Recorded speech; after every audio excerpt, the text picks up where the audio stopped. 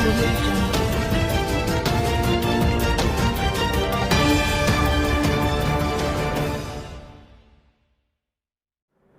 आदाब। जैसा कि आप जानते हैं कि फरीद साहब हमारे साथ पहले भी एक मरतबा बल्कि कई मरतबा हमारे साथ बातचीत कर चुके हैं कई मौजू पर अलग अलग, और आपसे 2 महीने पहले भी हमने इसी पैंडेमिक, इसी सिचुएशन कोरोना को लेकर डिस्कस किया था। और आज इत्तेफाक ऐसा है कि हम 2 महीने बाद फिर उनसे मिल रहे हैं और उनके साथ इसी मौजू पर फिर से हम बात करेंगे। फरीद साहब, ज़्यादा लंबी बात न करते हुए मैं सिर्फ टू दी पॉइंट आपसे बात करना चाहूँगा कि 2 महीने पहले हमारी आपकी एक डिस्कशन हुई थी, उसमें इसी कोरोना को लेकर आपने बहुत सारी बातें बताई थी जी। और काफ़ी चीज़ें उसमें से साबित भी हुई हैं उसी तरह से जैसे आपने अंदाज़ लगाया था उस वक्त। लेकिन ये जो 2 महीने का अरसा गुजरा है, जी, जो डिसीजंस गवर्नमेंट के ज़रिए से लिए गए, और आप किस नज़र से देखते हैं आप इसको? देखिए शम्स साहब, ऐसा है कि ये जो वक्त गुजरा है, ये बहुत चैलेंजिंग वक्त था पूरी दुनिया के लिए और स्पेशली हिंदुस्तान के लिए भी, क्योंकि 2 महीने से इतनी बड़ी इंसानियत, इतनी बड़ी जनसंख्या वो घरों में कैद हो गई। साइकोलॉजिकल भी प्रेशर था और एक्चुअल प्रेशर भी था कि जो हालात थे। लेकिन इन सब चीज़ों में मुझे जो बहुत तकलीफ़ 2 महीनों में जो हुई वो ये हुई कि पहले तो मैं ये कंफ्यूज हो गया कि एक्चुअली नेशन का मतलब क्या है, मुल्क क्या है, हिंदुस्तान क्या है, इंडिया क्या है। तो मुझे लगता है कि इसके पूरी डेफिनेशन और इसके अस्तित्व पे भी सवालिया चिन्ह खड़े हुए हैं। हम जिस इंडिया को जानते हैं और जिस पे हमें फ़ख्र है, वो इंडिया अब महाराष्ट्र, राजस्थान, उत्तर प्रदेश स्टेट्स में बढ़ गया। तो एक जो नेशनल इथोस जो थे और एक जो नेशनल पहचान थी हमारी, वो कहीं ना कहीं बहुत डाइल्यूट हुई है। जाने जो गई उसका तो अफसोस है, हम लोग को जो परेशानियां आई उसका अफसोस भी है। लेकिन जो सबसे बड़ा इस टाइम सवालिया चिन्ह खड़ा हो गया है कि इस महामारी में जब देश को एक साथ एक यूनिफाइड पैटर्न में सामने आना चाहिए था, तो उस वक्त हम आपस में कॉम्पीट कर रहे थे कि हमारे रूल स्टेट अच्छा कर रहे हैं, ऑपोजिशन स्टेट ख़राब कर रहे हैं, तो जिसकी वजह से कोई नेशनल पॉलिसी, फोकस्ड पॉलिसी नहीं बन पाई। यकीनन जितना हो सका सरकारों ने किया, लेकिन बहुत कुछ अच्छा हो सकता था। बहुत कुछ जो कोलेट्रल डैमेजेस हुए हैं वो रोके जा सकते थे, लेकिन ऐसा नहीं हुआ। अब आप मुझे ये बताइए कि आपने मार्च में 24 प्रॉब्ली लॉकडाउन हुआ था, उससे पहले जनता कर्फ्यू था, सब कुछ था। इतनी बड़ी स्टेट मशीनरीज, इतने विद्वान लोग, इतनी बड़ी सिविल सर्वेंट्स की हमारी टीम, क्या हम इसको फोर्सी नहीं कर सकते थे कि जो हम लॉकडाउन करने जा रहे हैं, उस लॉकडाउन करने से पहले या उसके लॉकडाउन के कोलेट्रल मुझे क्या क्या स्टेप और उठाने चाहिए थे? आज आप बताइए, बॉम्बे में बारिश बहुत होती है। एक आम आदमी को, झोपड़पट्टी में रहने वालों को भी मालूम है कि बारिश आने से पहले मुझे इन चीज़ों का अरेंजमेंट करना है, और वो जिंदा रहता है। ये ह्यूमन फोर्सिबिलिटी, रीजनेबल फोर्सिबिलिटी होती है। एक आम आदमी जब इस तरीके से देख सकता है, तो वो विद्वान लोग जो मुल्क और देश चला रहे हैं, क्या वो चीज़ नहीं दे सकते थे? हमारी पर्सनैलिटी नेशनल इंटरेस्ट से बड़ी हो गई है, हम कोई भी यूनिलैटरल डिसीजंस ले सकते हैं। अब आपको अच्छी तरीके से याद होगा कि जब ये शुरू हुआ था, अनफॉर्चुनेटली निज़ामुद्दीन में बहुत से जो थे वो जमाती वहाँ पे। फिर सब मैं आपकी बात काटूंगा, इसको यहीं से रिज्यूम करेंगे हम। जैसे कि अभी आपने कहा कि जिस तरह से मुंबई की बारिश का अंदेशा लोगों को होता है, और उसको जब हमको आइडिया हो जाता है तो हम उसकी तैयारी कर लेते हैं कि पानी भरने वाला है तो उसके लिए क्या करना है, ऊपर हमको शेड लगाने हैं, तालपत्री लगानी है, वॉटेवर। तो दिसंबर में जब ये खबर सारे दुनिया में फैल चुकी थी कि चाइना में कोरोना नाम की एक बीमारी, एक वबा आ चुकी है, उससे दूसरे कंट्रीज़ में भी असर पड़ना शुरू हो चुका था। हमें भी अंदाज़ा था, खबरों में आई थी, ये सब चीज़ें खबरें आने लगी कि सब चाइना में ये इश्यूज़ थे, हम लोग सुनते थे। लेकिन इतना जो आज हम बर्दाश्त कर रहे हैं, इसका अंदाज़ा हमें भी नहीं था। तो चलो, हम तो एक आम पब्लिक है, हमें अंदाज़ा नहीं था। लेकिन जो हमारे एक्सपर्ट्स हैं, क्या उनको भी अंदाज़ा नहीं था? काश कि अगर उसी वक्त ये लॉकडाउन से पहले जो सरहद बंदी आज की गई है, अगर एयरपोर्ट्स को भी सीज कर दिया जाता और जो बाहर से आने वाले लोग थे उनको इमीडिएटली वहीं पर ही क्वारंटाइन करने का अरेंजमेंट एयरपोर्ट्स पे होते, तो मुझे लगता है कि जितना लोग बाहर से आए थे उन पर ही हमारी सरकार को मेहनत करनी पड़ती। आज हिंदुस्तान के अंदर जो मसाइल आए हैं शायद हम इससे बच सकते थे। आप क्या कहेंगे इसको? देखिए शम्स साहब, बिल्कुल ये पॉसिबल था, बिल्कुल पॉसिबल था। ये प्रिएम्प्टिव मेजर्स थे।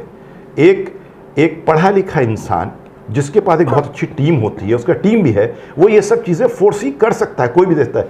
आप देखिए, जैसा कि आपने कहा, ये दिसंबर से ये प्रॉब्लम चल रही है पूरी दुनिया में और ये बढ़ती चली गई। आज की डेट में हम एज ए स्टेट कई जगह फेल हुए हैं। हमने अच्छा भी किया बट लेकिन कई जगह पर हम फेल हुए। नंबर 1, हेल्थ पैंडेमिक में हम क्लूलेस थे। हमें मालूम नहीं था इसको कैसे टैकल करना है। हमारे पास पूरी टीम थी लेकिन हमने उसका बेनिफिट उठाया। इकोनॉमिक फ्रंट में हम बिल्कुल इनकॉम्पिटेंट रहे। हमें मालूम ही नहीं था कि देश की इतनी बड़ी आबादी जिसमें इतने फीसदी लोग जो हैं वो गरीबी रेखा के नीचे हैं और हमारे पास अनऑर्गेनाइज सेक्टर इतना बड़ा है, उसका क्या होगा। दूसरा, जो ह्यूमन क्राइसिस आई इसके बाद, ह्यूमैनिटेरियन क्राइसिस, उसमें हम ऐसा लग रहा था जैसे हमें कोई फ़र्क ही नहीं पड़ता, हम इनसेंसिटिव थे। तो हम 3 सेगमेंट में बुरी तरीके से फेल हो गए, जहाँ पे हम फॉर श्योर इससे बहुत अच्छा कर सकते थे, लेकिन ऐसा नहीं हुआ कि आपके लॉकडाउन के बाद केसेस बढ़ते गए। अच्छा, डिफरेंट डाटा आते हैं, कुछ कहते हैं कि जिस लेवल पे पहले बढ़ रहा था कि 4 दिन में डबल हो रहे थे, अब 13 दिन में डबल हो रहे हैं, लेकिन डबल तो हो ही रहे ना। और अभी टेस्टिंग फैसिलिटीज़ भी इतनी हमारे पास नहीं है। और फिर उसके बाद आपको जानते हैं कि इस टाइम जो है फेडरल पॉलिटिक्स भी बहुत चल रही है। लोग, एक स्टेट सेंटर पे इल्ज़ाम लगा रहा है, सेंटर स्टेट पे इल्ज़ाम लगा रहा है, और इन सब चीज़ों में clear policy decision and implementation नहीं हो रहा है। यकीनन टेलीविज़न पे प्रधानमंत्री आते हैं, 3 बार नेशन को एड्रेस करते हैं, लेकिन नेशन को एड्रेस करना और नेशन को कॉन्फिडेंस में लेना, दोनों में बहुत फ़र्क होता है। You come as a preacher and you come as a remedy, दोनों में डिफरेंस होता है। लेकिन मुझे यह लगता है कहीं ना कहीं हम जो हैं अपनी ईगो और पर्सनैलिटी के आसपास ज़्यादा घूमते रहे, ना कि हम इस चीज़ों को सॉल्व करते रहे। ये तो शुक्र है कि हम as an Indians, I am proud to be an Indian, और हिंदुस्तान का जो शख्स है, हर शख्स हिंदुस्तान का, वो इतना सेंसिटिव है कि वो चीज़ों को खुद आगे बढ़ के सॉल्व कर रहा था। आप देखिए, स्टेट एडमिनिस्ट्रेशन का रोल हार्डली एनी था, लेकिन लोग जो थे किस तरीके से कम्युनिटी सर्विस कर रहे थे, किस तरीके से लोग एक दूसरे के लिए खड़े हो रहे थे, किस तरीके से अपनी हैसियत से ज़्यादा लोगों ने किया। लेकिन जो स्टेट से होना चाहिए था, हम 5th लार्जेस्ट इकॉनमी थे इन द वर्ल्ड, आज हमारी पोजीशन क्या है? हम कहाँ पे 7%, 8% जीडीपी पे, 10% जीडीपी पे, डबल फिगर पे जा रहे थे, आज हम रिसेशन पे आ चुके हैं, और वो भी 2 महीने में। यानी कि कहीं ना कहीं we have went wrong in a big way. हमने पूरा मेस कर दिया अपने हाथ से। हमने खोल तो दी चीज़ें, लेकिन हमें मालूम नहीं था कि इसको असेंबल कैसे करते हैं। अच्छा, 22 तारीख में जिस तरह से फर्स्ट डे जनता कर्फ्यू का अनाउंसमेंट किया गया था, एक दिन के लिए, उसका एक ही दिन का कर्फ्यू रहेगा, उसके बाद में ये कंटिन्यू लॉकडाउन शुरू हो जाएगा और 2 महीने चलेगा, इसका अंदाज़ा बिल्कुल लोगों को नहीं था। बिल्कुल नहीं था। आपको याद होगा कि जिस वक्त ये ऐलान किया गया था तो उस वक्त का डाटा क्या था, कितने लोग यहाँ पर संक्रमित थे? बहुत कम। उस वक्त जब ये जो रेशियो था और पूरे हिंदुस्तान के अंदर जब लॉकडाउन का ऐलान किया गया तो पूरी तरह से इस पर सख्ती बरती गई पुलिस एडमिनिस्ट्रेशन की तरफ से भी कि लोगों को बाहर नहीं निकलना है, और आते जाते लोगों को रोका भी गया और उनको वापस भेजा गया। लेकिन आज जबकि रेशियो कहीं ज़्यादा बढ़ चुका है, तो आज 2 महीने बाद में लीनियंसी बढ़ती जा रही है, मार्केट्स भी खुल रही हैं, लोगों को आने जाने के लिए भी दिया जा रहा है, तो इस पर आप क्या कहना चाहिए? देखिए, ये पूरे सिस्टम मुझे लगता है हमने बहुत इनिशियल स्टेजेस में देर कर दी।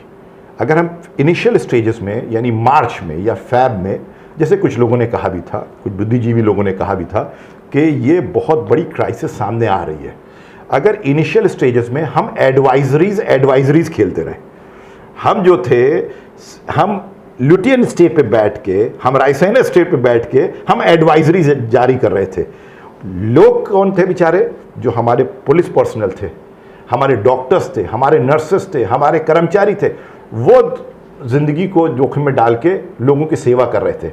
लेकिन किसी तरीके से प्लानिंग, एक कहते हैं फुल प्रूफ प्लानिंग नहीं हो सकी, सिर्फ एडवाइजरीज पे काम हुआ।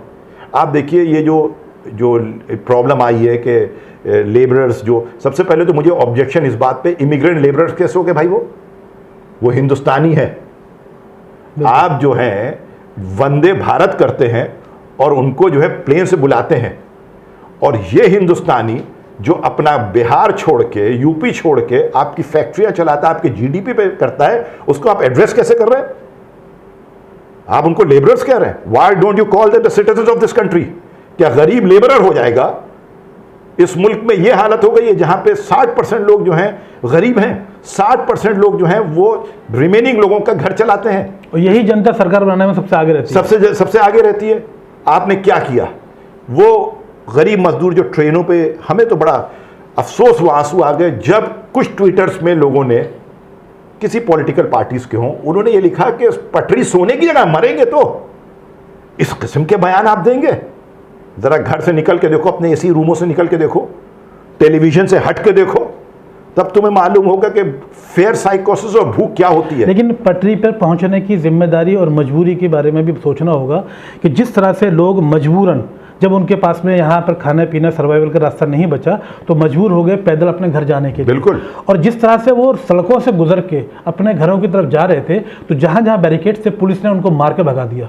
अब वो चूंकि ना इधर जा सकते हैं ना उधर जा सकते हैं, उनको अल्टीमेटली अपनी डेस्टिनेशन को हासिल करना था। सर हमारे शॉर्टकट उन्होंने अपनाया, जिस वजह से वो ट्रेन के जरिए से शॉर्टकट गए, और ये मजबूरी थी, ये उनकी गलती भी कह सकते हैं हम कि ट्रेन के बजाय साइड में सोते। लेकिन जब आदमी का दिमाग परेशान होता है तो वो फैसला नहीं कर पाता, उनको लगता है सारी ट्रेन बंद है। सर हमारे जो द सो कॉल्ड पॉलिटिशियंस हैं, यकीनन वो देश चलाते हैं और उनको पर जिम्मेदारी दी गई है, लेकिन आप जो हैं ये कहें कि पटरी सोने की जगह नहीं है। आप इतनी बड़ी जनता जो खौफ में इस बीमारी के, अमीर से अमीर आदमी, पढ़े से पढ़ा लिखा आदमी इस टाइम खौफ में है कि कहीं वो संक्रमित ना हो जाए। वो जब उसका ये हाल है, तो एक चाल में रहने वाला जिसकी नौकरी चली गई है, जिसके पास हाइजीन सिस्टम नहीं है, जिसके पास खाने का अरेंजमेंट नहीं है, वो निकलेगा नहीं क्या? आप इतने इनसेंसिटिव हो गए। आप जहाज़ों से फूलों की बारिश करते हैं। अरे भाई, ये टोकनिज्म का टाइम नहीं रहा है इस वक्त। बिल्कुल। आपको अपनी ईगो को और अपनी एरोगेंस को किनारे रखना होगा, पीछे रखना होगा, मुल्क के लिए काम करना होगा आपको। आप ये देखिए क्या हो रहा है। अच्छा, दूसरी चीज ये कि इस पूरे 2 महीने के अंदर अनफॉर्चुनेटली बड़ी निगेटिविटी भी फैली। आप देखिए किस तरीके से स्टेट का काम ये होता है कि यकीनन अगर कोई कैटास्ट्रॉफी हुई है, कोई कैलामिटी आई है, उसका इलाज करे, लेकिन कोई अगर कैलामिटी आ सकती है उसके बारे में भी सोचे। हमारा मीडिया, मेन मीडिया क्या कर रहा था, नेशनल मीडिया जी, वो हिंदुस्तानियों के बीच जिस टाइम यूनाइट होके, एक होके, एज एन इंडियन मिलके इस चीज से लड़ना चाहिए था, हम उनमें डिवीजन क्रिएट कर रहे थे, एक सोशल डिसहार्मोनी क्रिएट कर रहे थे। स्टेट क्यों नहीं सामने आया? गवर्नमेंट क्यों नहीं सामने आई? उसने क्यों नहीं ब्लैक एंड व्हाइट में यह इशू किया ऑर्डर कि जो ऐसी बात करेगा वो स्टेट के खिलाफ बात करेगा? इस वक्त सबको मिलकर लड़ना था। आपने इस मुल्क में सिटीजन्स को क्या कह दिया? मराठी, बिहारी, हिंदू, मुसलमान, लेबर। इंडिया को तो आपने स्टेट्स में बांट दिया और लोगों को आपने ये नॉमेनक्लेचर दे दिया कि ये बिहार का लेबर है, ये इमिग्रेंट लेबर है, ये हिंदू है, ये जमाती है, ये मुसलमान है। आपने किस किस्म की राजनीति की, किस किस्म की तकसीम कर दिया इस चीजों को। आज वही सारी एनर्जीज जो बेसिकली खौफ में थी, निगेटिविटी में थी और एक दूसरे के दूर जा रही थी, इस पर यूनाइट करने का टाइम था, एक प्रोएक्टिव मेजर लेने का वक्त था। सर, बीमारी से पूरी दुनिया में लोग मर रहे हैं। ये बीमारी आज नहीं तो कल खत्म भी होगी, बिल्कुल। लेकिन जो वायरस आप देख रहे हैं कि आने वाले कई सालों में, कई सालों तक के हमारे मुल्क को कमजोर करेगा, आप उस पर काम क्यों नहीं करते हैं? अच्छा, इस मौके पर क्या आपको लगता है कि कुछ पार्टीज ने राजनीति भी की है, जैसे कि माइग्रेंट्स लेबर, यानी कि हिंदुस्तान के तमाम मसाइल का हल करना प्रेजेंट गवर्नमेंट की ड्यूटी है? बिल्कुल है। तो वो चाहे खाने पीने की बात हो, चाहे वो सर्वाइवल की बात हो, चाहे उनको ट्रांसपोर्टेशन प्रोवाइड करने की बात हो। तो जब यहाँ से लोग पैदल जाने पर मजबूर हो गए, तो ये जिम्मेदारी डेफिनेटली स्टेट गवर्नमेंट की थी और स्टेट गवर्नमेंट को अपने स्टेट गवर्नमेंट्स को बोलना चाहिए, सेंट्रल गवर्नमेंट को स्टेट गवर्नमेंट को बोलना चाहिए था कि भाई आप लोग अपने तरीके से लोगों को ऑर्गेनाइज वे में, जो आप कर रहे हैं। उसी में एक जगह हमको ये बात भी सुनने में आई है, न्यूज़ में हमने सुना और देखा सोशल मीडिया पर भी, कि उत्तर प्रदेश के अंदर जब लोगों को बसें प्रोवाइड कराई गई कांग्रेस सरकार की तरफ से, कांग्रेस ने जब 1000 बसें प्रोवाइड करने के लिए परमिशन मांगी, तो वहाँ पर उन्होंने उसकी फिटनेस सर्टिफिकेट्स की डिमांड की। तो क्या इलेक्शनों में जो बसेज लगाई जाती हैं कि ये सर्टिफिकेट्स उस वक्त भी मांगे जाते हैं, या जब कुंभ का मेला लगा था बेशुमार बसेज उत्तर प्रदेश गवर्नमेंट की तरफ से फ्री ऑफ कॉस्ट वहाँ लाने ले जाने के लिए अरेंज की गई थी, तो क्या ये उत्तर प्रदेश के लोगों के लिए इस वक्त ज़रूरत नहीं थी करने के लिए, गवर्नमेंट की जिम्मेदारी नहीं थी? और वहाँ जब लोग पहुँच चुके तो उनको किसी ना किसी कंडीशन में, चाहे वो राजनीति की वजह रही हो कि दूसरी पार्टी की तरफ से इनका किराया प्रोवाइड किया जा रहा है इसलिए हम नहीं इनको लेंगे अंदर, कोई भी वजह से उन्हें वापस बाहर भेज दिया गया जहाँ से वो आए थे। तो कम से कम गवर्नमेंट की ये जिम्मेदारी नहीं थी कि जो लोग आ रहे हैं वो तो आपके अपने हैं, उसी स्टेट के हैं। दूसरी गवर्नमेंट ने अगर आपको लगता है कि पैसा दिया था तो आप पेमेंट कर देते उनको कि ठीक है भाई ये पैसा आप लीजिए, लेकिन उन लोगों की जो तकलीफें थी उसका एहसास गवर्नमेंट को क्यों नहीं रहा? देखिए, मैं तो बताऊं आपसे, शमसा बहुत क्लियर कह रहे हैं। मैं यकीनन कभी भी एक्सट्रीमिज्म और राइट विंग लोगों से किसी भी कम्युनिटी के हों, मैं उनके बहुत खिलाफ हूँ, क्योंकि ये दुनिया जो है ना, ये बेसिकली इंसानियत के लिए बनी है। आपकी अपनी पद्धति होगी, आप किसी मज़हब को फॉलो करते होंगे, लेकिन जब क्राइसिस आती है और ह्यूमैनिटेरियन डिमांड आती है, उस वक्त आपका जो रियल मज़हब होता है, जो इंसानियत का, वो सामने आता है। इसी तरीके से हिंदुस्तान की डेमोक्रेसी में एक रूलिंग पार्टी होती है और अपोजिशन होती है, और छोटी छोटी रीजनल पार्टीज़ होती हैं। रिस्पेक्ट करते हैं इस संविधान का यकीनन, लेकिन जब नेशनल कैटास्ट्रॉफी आती है या नेशनल इमरजेंसी आती है तो सबको एक होना चाहिए। और मैं क्लियर बोल दूं, they all have failed miserably. आप कोई भी दूध का धुला नहीं है, किसी को भी हिंदुस्तान के लोगों की फिक्र नहीं है, किसी पार्टी का हो, सब टोकेनिज्म में लगे हुए हैं, सब सत्ता में आना चाहते हैं, सब अपना वट जाहिर करना चाहते हैं, और 130 करोड़ की आबादी को अपने जाती मफाद के लिए, पर्सनल इंटरेस्ट के लिए, अपनी ईगो के लिए, अपनी स्ट्रेंथ के लिए यूज करते हैं। और ये इंडियंस को समझना पड़ेगा।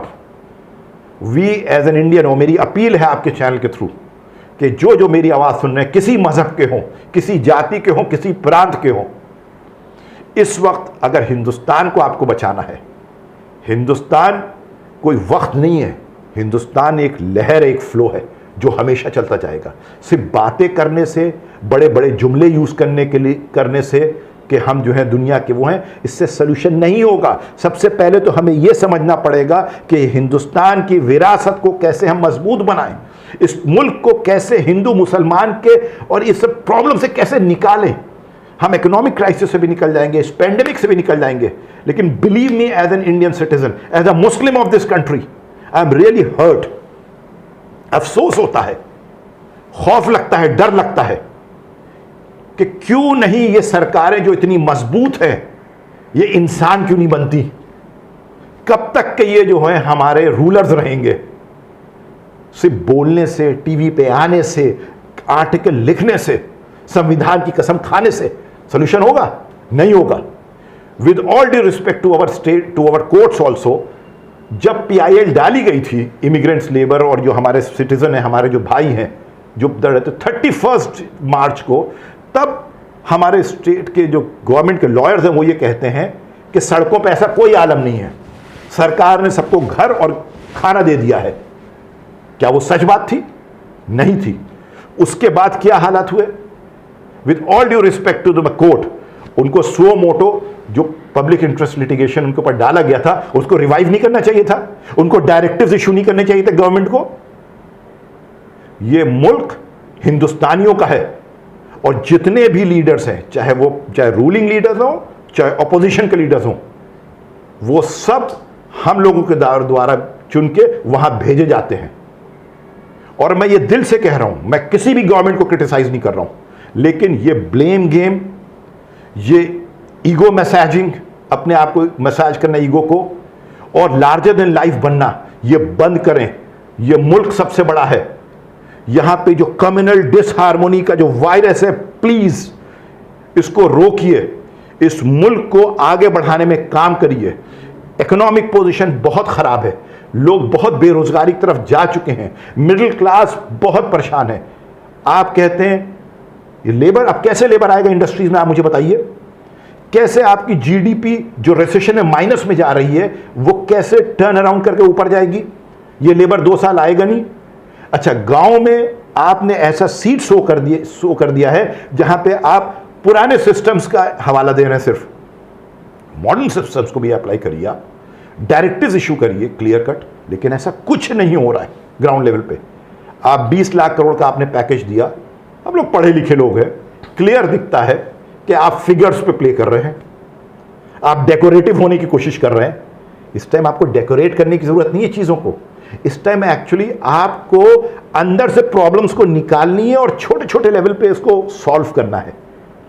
आज आपकी जो एमएसएमईज हैं, जिसके बारे में आप कहते हैं कि मैंने जो है 3 लाख करोड़ दिया, उस 3 लाख करोड़ को आप लोन के शेप में दे रहे हैं।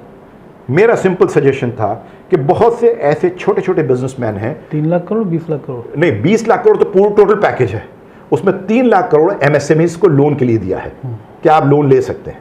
लेकिन उस 3 लाख करोड़ में वो in the form of loan है, एग्जिस्टिंग जो बोरोवर्स हैं वो भी उसमें इंक्लूडेड हैं। अब आप मुझे ये बताइए कि जब आपके पास डिमांड नहीं है इस कंट्री में, तो लोन लेके बिजनेसमैन करेगा क्या? एक्चुअली आपको आपकी पास की नज़र भी कमज़ोर हो गई है और दूर की नज़र भी कमज़ोर हो गई है। कुछ लोगों की पास की नज़र कमज़ोर होती है और कुछ लोगों की दूर की नज़र कमज़ोर होती है। इस वक्त ह्यूमन क्राइसिस में हमारी दोनों नज़रें कमज़ोर हो गई है। हम समझ ही नहीं पा रहे हैं कि एक्चुअल छोटी छोटी प्रॉब्लम्स को हमें कैसे सॉल्व करना है। अब आप ये देखिए कि एक छोटा बिजनेसमैन है जिसका टर्नओवर 50 लाख 1 करोड़ साल का है, उसके बाद 4 आदमी काम करते हैं, उसने अपनी सेविंग में से मार्च की सैलरी दे दी, अप्रैल की सैलरी दे दी 10-15 हज़ार रुपये पर पर्सन, वो मई की कैसे देगा? आप मुझे बताइए। क्या वो लोन लेगा, लोन लेके ऊपर अपने ऊपर लाइबिलिटी बढ़ा देगा? फिर क्या वो जो चीटर्स जो इंडिया से भाग गए, जिनका लोन वेव ऑफ कर दिया गया है, उनकी लिस्ट में आ जाए? क्योंकि आप बड़े लोन लेके चीटर तो बन जाते हैं और भागने की तैयारी भी कर लेते हैं, लेकिन जो गरीब आदमी जो अपने एम्प्लॉयज़ को सैलरी देना चाहता है, उसको आप लोन देंगे तो पे बैक कैसे करेगा? एक्चुअली होना ये चाहिए था कि आपको जीएसटी से हेल्प को लिंक करना चाहिए था। आप ये देखते कि साल में जिसने जितना जीएसटी दिया है उसका 10 से 15-20% उसको इन द फॉर्म वापस कर देते आप, और ये बात कह के देते हैं कि आप अपने एम्प्लॉयज़ को इसकी सैलरीज दीजिए। तो ये तो ह्यूमैनिटेरियन टच होता और real solution to the economy भी होता, लेकिन आपने ऐसा नहीं किया। इससे पहले जब ये बात हो रही थी, संक्रमण बढ़ रहा था और धारावी जैसी जगहों पे या ऐसे स्लम्स में जहाँ पे बहुत ज़्यादा कंजेशन था, वहाँ पे बहुत क्लियर पॉलिसी से कर सकते थे। आपको पहले भी मैंने 2 महीने पहले आपसे कहा था कि आपको मेकशिफ्ट अरेंजमेंट करने चाहिए थे। आपने 20 लोगों को निकाला, उनको टेस्ट किया, जो आपके पॉजिटिव हुए उनको ट्रीटमेंट में ले लिया, जो ठीक थे उनको उन कैंप्स में भेज दिया, जिससे कि सेग्रीगेशन हो जाए, फिर वो उन्हीं के साथ ना रहें, और उसके बाद आप धीमे धीमे उनको उनके घर भेज सकते थे। लेकिन आपने ऐसा नहीं किया, आपने टेस्टिंग के नाम पे भी पॉलिटिक्स करनी शुरू की। अच्छा, अभी जो आप बात कर रहे थे, जो लेबर को सैलरी देने की बात आपने की, तो ये इशू सबसे ज़्यादा सभी लोगों की तरफ से एक ही आवाज़ उठी थी कि जो डेली वेजेस है, जो डेली वेजर्स है, उनके लिए ज़्यादा तकलीफ़ की बात थी ये, और यकीनन तो गवर्नमेंट ने एक बड़ी अच्छी अपील की थी, ने भी की थी और स्टेट गवर्नमेंट से भी की। तो वो ये थी कि उन्होंने कहा कि जो लोग टेनेंट्स हैं, उन मकान मालिकों से ये रिक्वेस्ट की कि आप उनसे 3 महीने तक किराया ना लें, और दूसरी अपील ये भी की कि जो लोग जहाँ रहते हैं उनके आसपास जो बुज़ुर्ग, गरीब और ज़रूरतमंद लोग रहते हैं, उनका आप ख्याल रखें। और दूसरे लोगों ने ये डिमांड की थी, ये अपील की थी गवर्नमेंट से कि 3 महीने का बिजली का बिल माफ़ किया जाए, हमारा किराया माफ़ किया जाए, बैंक्स की ईएमआई माफ़ की जाए, स्कूल की फ़ीस माफ़ की जाए, मोबाइल के रिचार्ज को फ्री किया जाए, गैस का अरेंजमेंट किया जाए। यानी ये बेसिक ऐसी चीज़ें थी जिसको लॉकडाउन कामयाब करने के लिए बहुत सपोर्टिव साबित होता जी। और थोड़ा थोड़ा पैसा उन गरीबों के अकाउंट से पहुंच जाता, तो जो लोग बाहर निकलकर परेशानी का सामना कर रहे थे, या फिर ये जिसको आप माइग्रेंट लेबर बोल करके सड़कों पर उतरने मजबूर किया था, अगर सबके अकाउंट में पैसा और ये फैसिलिटीज़ मिलती रहती तो आई डोंट थिंक कि कोई घर के बाहर निकलना चाहता। अब ये बताइए कि आपने किसी सपोज टू बी आपका कोई मकान है, आपने रेंट पे दे रखा है, तो हम आपसे अपील तो कर रहे हैं, लेकिन आप पे जोर सरकार का तो नहीं है कि आपको किराया नहीं लेना। लेकिन सरकार के इख्तियार में जो चीज़ें हैं, सरकार एटलीस्ट उनको तो कर सकती है। फॉर एग्जांपल, बिजली के बिल की अगर बात आती है तो गवर्नमेंट के अंडर में है सारे बिजली डिपार्टमेंट। अगर कहीं कहीं प्राइवेटाइज किया गया है तो गवर्नमेंट उनसे रिक्वेस्ट कर सकती है कि भी हम आपकी जीएसटी माफ़ करते हैं, उतना आप बिल डिडक्ट कीजिए, हम आपको ये फैसिलिटीज़ फर्दर देंगे। आप गवर्नमेंट के नाते हम आपसे ये रिक्वेस्ट करते हैं कि आप पब्लिक को प्रॉफिट दीजिए, पब्लिक को हेल्प कीजिए। ट्रू। स्कूल्स की अगर बात करते हैं तो स्कूल अपना नुकसान क्यों उठाए? स्कूल से अगर आप चाहते हैं कि पब्लिक को फायदा पहुंचाना है तो स्कूल को बोलिए कि आप फीस माफ कर दीजिए, आपका जो जीएसटी या आपका जो भी टैक्सेस होंगे हम आपको माफ करेंगे।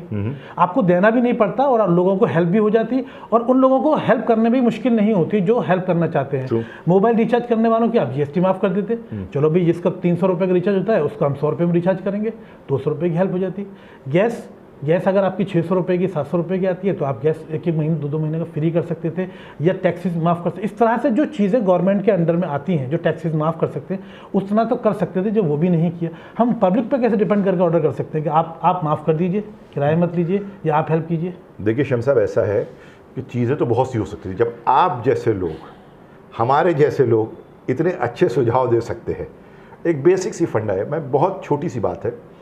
अब आपने कहा टेनेंट वाली बात की, लैंडलॉर्ड, दोनों तरफ प्रॉब्लम है। टेनेंट के पास पैसे नहीं है लैंडलॉर्ड को देने के लिए, और लैंडलॉर्ड डिपेंडेंट है अपनी टेनेंट पैसे पे। कुछ लोग ऐसे हैं जिनके 100% इनकम वही इनके पैसे। लेकिन अब इसका सोल्यूशन क्या निकलेगा? ये जो है चिक्स एंड एग वाली बात हो गई कि पहले क्या है।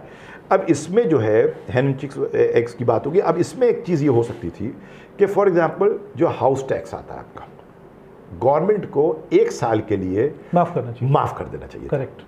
हाउस टैक्स जो है वो माफ़ हो जाना चाहिए। That is the first thing, जो बहुत बेसिक सा है कि ये हो सकता है। आप हाउस टैक्स माफ़ कर दीजिए। House tax, water tax. House tax आपने, वाटर टैक्स माफ़ कर दिया।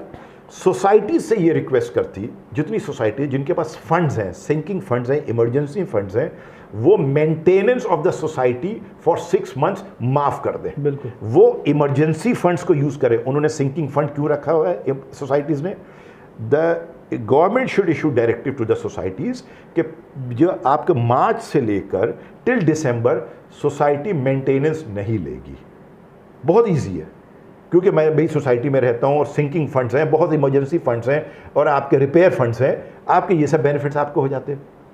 जो सबसे इंपॉर्टेंट गवर्नमेंट ने नहीं किया, जिसका मुझे बड़ा अफसोस है और मैं कहना चाहता हूँ, और ये डायरेक्ट बेनिफिट्स लोगों तक जाता, वो डीजल और पेट्रोल के प्राइसेस कम कर देने चाहिए। तो और ज़्यादा बढ़ा दिए। क्योंकि रीज़न क्या था कि आपका पब्लिक डिस्ट्रीब्यूशन सिस्टम जो है पीडीएस, वो ट्रांसपोर्टेशन पे बहुत डिपेंड करता है।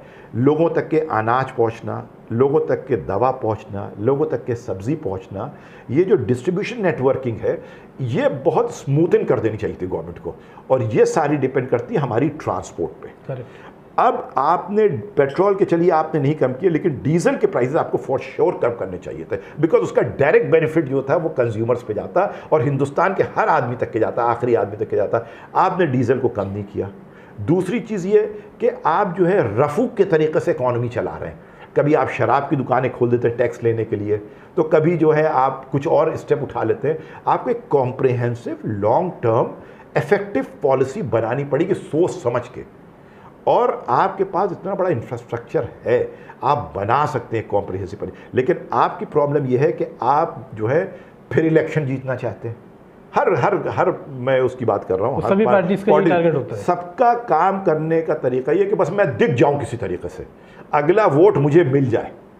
अरे भाई, अगर तुम भारत माता से मोहब्बत करते हो, अपने मुल्क से मोहब्बत करते हो, तो रूह से करो, सोल से करो, दिखावा मत करो। इस टाइम दिखावे का टाइम नहीं है, इस टाइम देश को बचाने का टाइम है। और देश क्या है? हम, आप, वो गरीब, वो अमीर, वो सब लोग देश है, किसी मजहब के लोग हों, वो देश है। लेकिन हम कर क्या रहे हैं?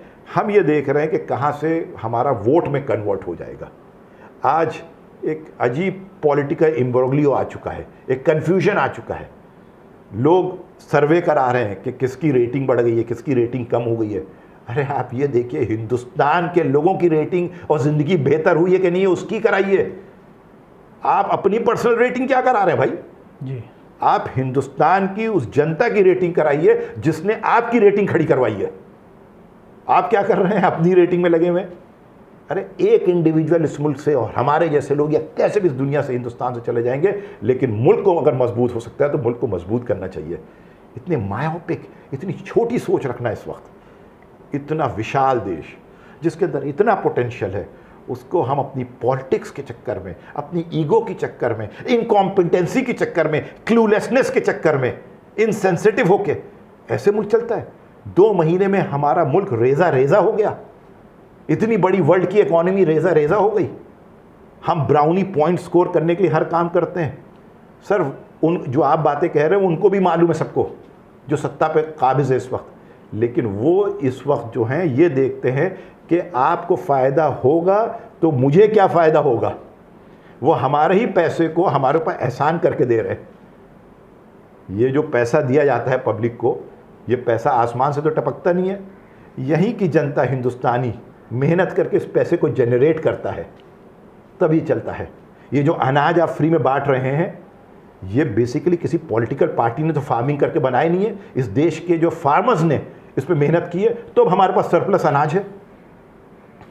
लेकिन सब चीज़ों के हम वाहवाही खुद लूटना चाहते हैं और रियल इंटेंशन से काम नहीं कर रहे। यकीनन शुक्रगुजार है फॉर एवरीथिंग जो कोई भी स्टेट कर रहे हैं, हमारे ऑफिसर्स कर रहे हैं, हमारे डॉक्टर्स कर रहे हैं, हमारे पुलिसमैन कर रहे हैं, सबका शुक्र है, शुक्रगुजार है।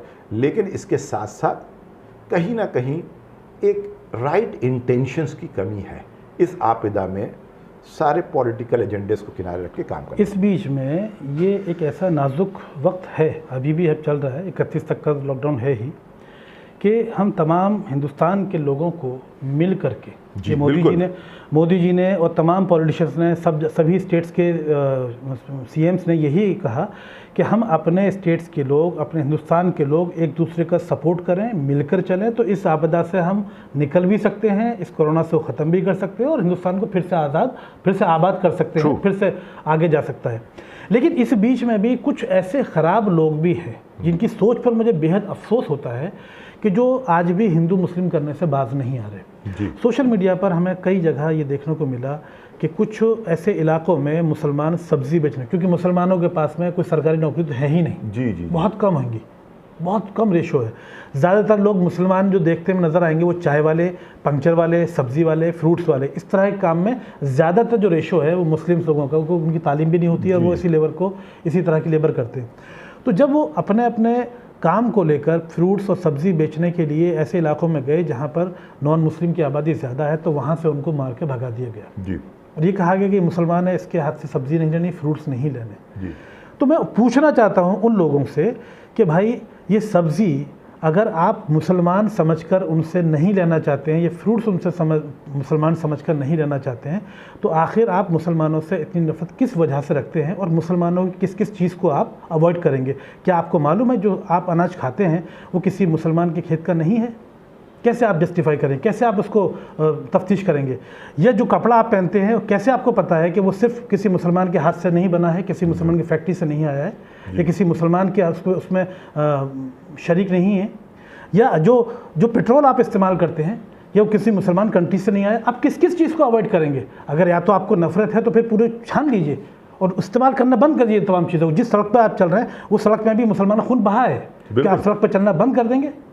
देखिए ऐसा शम्स साहब, पहले तो ये समझिए, जैसे मैंने पहले आपसे पहले कहा कि सबसे इम्पॉर्टेंट होता है मुल्क, और मुल्क किससे बनता है? इंसानों से बनता है। बिल्कुल। और इंसान जो है वो किसी मज़हब का हो, इंसान ही रहता है यकीनन। और हर मज़हब आपको अच्छा मैसेज देती है।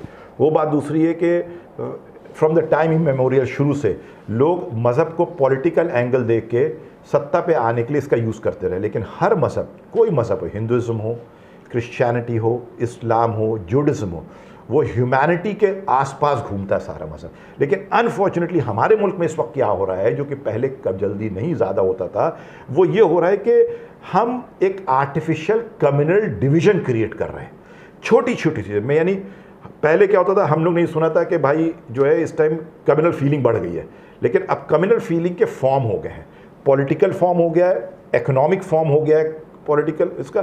तो ये डिफरेंट इन्होंने एक स्ट्रैटेजी के तहत जो है इस कम्युनल को भी स्टडी करके इसके कई वेरिएंट्स निकाल दिए हैं, जिसमें कि जैसे आपने कहा सब्जी वाले, सब्जी वाले happens to be that communal divide का एक इकोनॉमिक पैटर्न है। उसके बाद जो है आपने ये दे दिया, उनकी पद्धति पे सवाल करना शुरू कर दिया कि भाई आप कहते हैं आज़ान नहीं दे सकते, फिर आप कहते हैं घंटी नहीं बजा सकते। आप जो सिस्टम चला आ रहा है उसको होने दीजिए, कैसे इन सिस्टम से बेस्ट आप निकाल सकते हैं उस पर बात करें। आज मैं कहीं 4 दिन पहले आपने भी न्यूज़ सुनी होगी कि एमपी में दीपक नाम का कोई लॉयर था। जी हाँ, जी हाँ, जी हाँ। आप देखिए, इंतहा है कि आप अगर दाढ़ी रख लेते हैं एज एन इंसान तो वो आपको सिग्निफाई करता है मुसलमान। और पुलिस वालों का बयान है ऑन रिकॉर्ड कि उन्होंने कहा सॉरी, ख़त्म करिए मैटर को, हम आपको मुसलमान समझे थे। आप देखिए कितना बड़ा वायरस है ये, बताइए। और इसके लिए तो कोई साइंटिफिक आपको वैक्सीन निकालने की ज़रूरत नहीं है। आपकी एक ज़बान से निकला हुआ वर्ड ब्लैक एंड वाइट में क्लियर वैक्सीन का काम करेगा, इस पैंडेमिक को ख़त्म कर देगा इस देश से, और ये मुल्क तंदुरुस्त और मजबूत मुल्क निकलेगा। लेकिन आप इंटेंशनली नहीं करते इस चीज़ को। हमें आपको दिख रहा है सोशल मीडिया पे लगाम लगाइए, एक दूसरे को कैसे लोग गाली बक रहे हैं मजहब के नाम पे, इसको रोकिए। हमें इस मुल्क को खड़ा करना है। गवर्नमेंट चाहे तो इमीडिएटली कर सकती है सर, गवर्नमेंट चाहे तो ये सिर्फ एक डायरेक्टिव अगर इशू होगा ये सब कुछ रुक सकता है। जब उस पुलिस वाले का ये स्टेटमेंट उसका रिकॉर्ड हो गया कि मुस्लिम समझ के मारा गया, तो उसके खिलाफ एक्शन होना चाहिए था। लोग किस तरह से हिंदुस्तान के खिलाफ बातें कर रहे हैं, लोग कम्युनल बातें कर रहे हैं, तो गवर्नमेंट चाहे सर, तो आप इस पेंडेमिक में इंडिया के इश्यूज देखिए क्या क्या थे कि भाई आपने अमेरिका ने एक रिपोर्ट निकाली जिसमें हमें इंडिया को unfortunately which is very bad other Nations में ला के रख दिया, स्पेशल कंसर्न नेशंस में ला के रख दिया, जो कि गलत था। साधु हमारे मारे जाते हैं, उस पर पॉलिटिक्स होती है। मतलब लेवल तो ये हो गया है, सिर्फ हिंदू मुसलमान नहीं, वो बेगुनाह इंसान जो साधु हैं, हमारी पद्धति हमारे सिस्टम के एक इंपॉर्टेंट पार्ट है, वो मार दिए जाते हैं। उस पर डिबेट होती है, नेशनल डिबेट होती है। एक्चुअली क्रिमिनलिटी के हिसाब से उसको क्रिमिनल जस्टिस होना चाहिए था, आप उसको सोशल डिस्कशन बना देते हैं। आप इन सब चिंगारियों को क्यों बनाने दे रहे हैं? ये सारी चीज़ें I am very sure intentional हो रही हैं। ये ऐसा नहीं है कि ये जो है छोटे छोटे वो हैं, this all has been plan. ये छोटे छोटे पटाखे बजाए जा रहे हैं, इसको रोकिए, इस मुल्क के बारे में सोचिए। हिंदू मुसलमान, आप क्यों इतनी नफरत फैला रहे हैं भाई? क्या मिलेगा इस मुल्क को? मुझे बताइए तो क्या मिलेगा? आप 20 करोड़ मुसलमानों को आप उठा के दरिया में तो फेंक नहीं सकते हैं। हाँ, इन 20 करोड़ हिंदुस्तानियों को आप अगर चाहें तो हिंदुस्तान को विश्व गुरु बनाने के काम में ला सकते हैं। बिल्कुल। आप सिर्फ कहते हैं विश्व गुरु है, 130 करोड़ जनता है हमारी, उस जनता को भी 20 करोड़ की जनता को, 17 करोड़ की जनता को ये लगना चाहिए कि हम भी इसके पार्ट बनेंगे और इसको विश्व गुरु हिंदुस्तान को बनाएंगे। सिर्फ फॉर नेम सेक हम जो हैं 130 करोड़ हैं, सरकार की सारी पॉलिसी 130 करोड़ जनता के लिए है, यकीनन है। आप पेपर में सेग्रीगेट कर ही नहीं सकते, लेकिन आपकी कथनी और करनी में फर्क है। Your acts does not correspond to your intentions. Your intention should come together with your acts, but you are not doing this. ये दिल से तकलीफ हो रही है भाई। हम अपने बच्चों को इसलिए पढ़ा रहे हैं कि वो अपने लिए, अपने माशरे के लिए, अपने मुल्क के लिए, अपनी दुनिया के लिए कुछ कर सकें। ऐसी सेग्रीगेटेड दुनिया जहां पे फ्यूचर की श्योरिटी ना हो, जहां पे लाइफ को थ्रेट हो, जहां पे हम रात में निकल नहीं सकते फैमिली के साथ बिकॉज हम मुसलमान हैं, हम साधु हैं, मौलवी हैं, ऐसा मुल्क जो सुकून से सड़कों पे चल नहीं सकता, ऐसा मुल्क जो अपने मंदिर मस्जिद में जाके नमाज और पूजा नहीं कर सकता, ऐसा मुल्क जो बेसिकली सब्जी सड़कों पे नहीं बेच सकता, ऐसा मुल्क जो अनाज नहीं बुझा सकता, ऐसा मुल्क जो इलाज नहीं कर सकता, उस मुल्क को आप विश्व गुरु बनाएंगे? मेरी यही शम्स साहब आपके चैनल के थ्रू रिक्वेस्ट है कि प्लीज़ ये वो लोग, those who are the helm of the affairs, जिनके हाथ में ताकत है, उनको अगर वो भारत माता की सही में वंदना करते हैं, इस देश की सही में पूजा करते हैं और इस देश को वो ताकत बनाना चाहते हैं जिससे कि पूरी दुनिया सलाम करे, तो इस देश से इस कम्युनल वायरस को खत्म करना पड़ेगा, इस बेरोजगारी को खत्म करना पड़ेगा, अपने आप को समर्पित करना पड़ेगा, तब ये मुल्क जाके कहीं आगे बढ़ेगा। शम्स साहब, सही बात है। चलिए साहब, बहुत अच्छा लगा, आपसे बहुत सारी बातें मिली और बात और बहुत सारी है, वक्त कम है, लेकिन फिर आइंदा आपके साथ नहीं, बहुत बहुत शुक्रिया, अपना ख्याल रखिए और आप भी। ईद मुबारक हो सबको, पूरे देशवासियों को आपके through. Thank you so much. Thank you, शुक्रिया। तो देखा फरीद साहब के साथ कितनी सारी चीज़ों को लेकर हमने डिस्कस किया, और हमारा चैनल का भी और फरीद साहब का भी यही डिस्कशन का मतलब था कि हम अपने देश को, अपने लोगों को उन चीज़ों से बचा सकें, उन बुराइयों से दूर रख सकें जो हमारे भाई, हमारे बच्चे जो इन चीज़ों में मुलव्विस हैं, इन्वॉल्व हैं, गलत तरीके से उनका ब्रेन वॉश किसने किया है, क्यों किया है, कैसे हुआ, और वो क्यों किस तरह से सोचते हैं कि इसमें हिंदू, मुस्लिम, सिख, ईसाई सभी लोग मिलके रहते हैं। तो ये मोती हैं हमारे उस ताज के जो खूबसूरत लगता है हिंदुस्तान की तरह से, और हमारी सरकार को भी हम साथ लेकर चलना चाहते हैं, हम सरकार का साथ देना चाहते हैं, क्योंकि अल्टीमेटली देखिए पार्टियां बदलती रहेंगी, सरकारें बदलती रहेंगी, जो भी सरकार होगी वो हमारी सरकार है और वो हमेशा रहेगी। हमें सरकार का साथ देना है और हिंदुस्तान को सरकार की मजबूती से ही हम आगे ले जा सकते हैं। और सरकार अगर हमारा ख्याल रखेगी, जनता का ख्याल रखेगी, तो हम और सरकार मिल करके इस हिंदुस्तान को इस मुसीबत, इस परेशानी से वापस से मिलकर आगे ले जा सकते हैं। ये बहुत ज़रूरी है।